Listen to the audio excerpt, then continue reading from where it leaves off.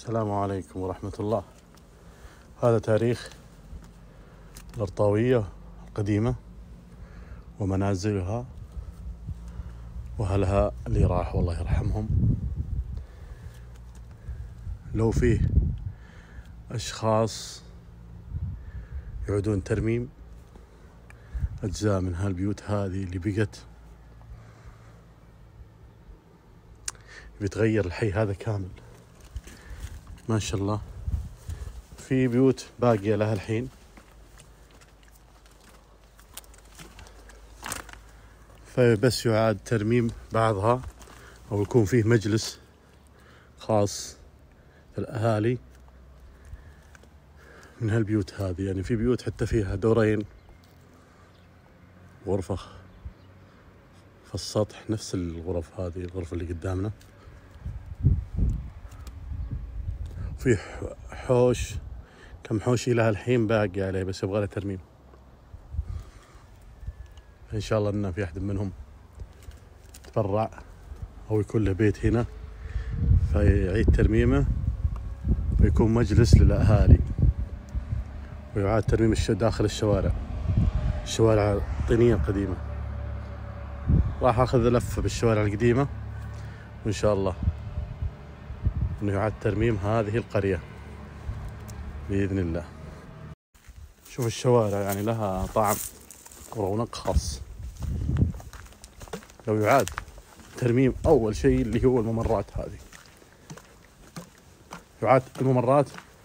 وإذا في أحد من هالبيوت هذه أهلها موجودين أو في ناس تتبرع من الأهالي إعادة ترميم الأجزاء، لهم مجلس ديوانية،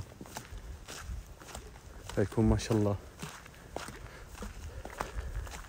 الناس تجيك وفود عشان تشوف تاريخ المنطقة اللي أنت فيها أو المركز اللي أنت فيه أو القرية اللي احنا فيها.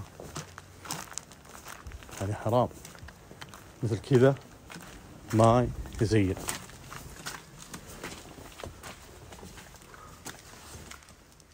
شوف البيوت، يعني ممكن هذا أحدث بيت في آخر، يمكن بيت جديد أول آخر بيت يبنى فيها المنطقة هذه. ليش؟ لأن فوق خشب بس، هو مبني من طين وفوق خشب. هذا متطور شوي. هذا شوف اللي هنا لا أثل. شوف يعني المجلس هذا اللي هو الموجود الصغير هذا، شوف لو يرمم والله العظيم تصير أحلى جلسة والتاريخ بعد. هذا اللي تشوفونه ذا السور وهذا المركب، وعاد جزء منه، وعاد ترميم جزء منه قبل 4 سنوات. نأمل إن شاء الله أنه يعاد ترميم بالكامل على المركب كامل، على السور، سور الأرطاوية القديم هذا امتداده، وينزل تقريبا من قدام في أسوار، مو بسور واحد، لكن راح أصور لكم إن شاء الله آخر المقاطع قدام وتشوفون كل شيء. هذا تاريخ ممكن 200 سنة أو 300 سنة هذا المركب من الداخل ما شاء الله.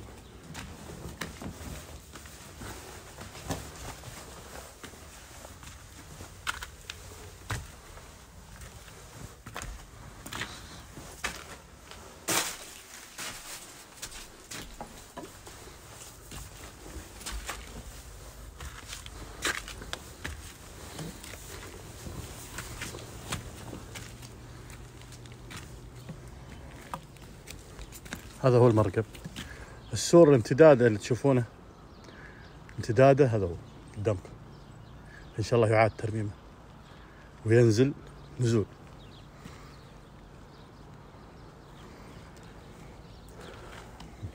ما شاء الله.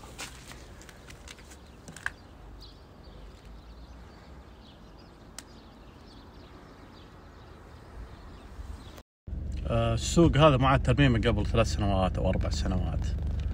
السوق الأرطاوية أو القرية التراثية الأرطاوية معاد ترميمها قبل 4 سنوات تقريبا. حنا نأمل أنه يعاد ترميم الأجزاء الباقية ويكون فيه مجلس أو ديوانية للأهالي هنا، فيكون الموقع والسوق والتراث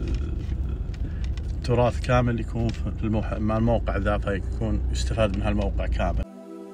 الفكر يا إنسان لو أطلقته متأملا في قدرة الرحمن لخضعت إجلالا وتسبيحا له، سبحانه رب عظيم الشان، يعلو ولا يعلى وجل علوه، وصفاته كملت بلا نقصان.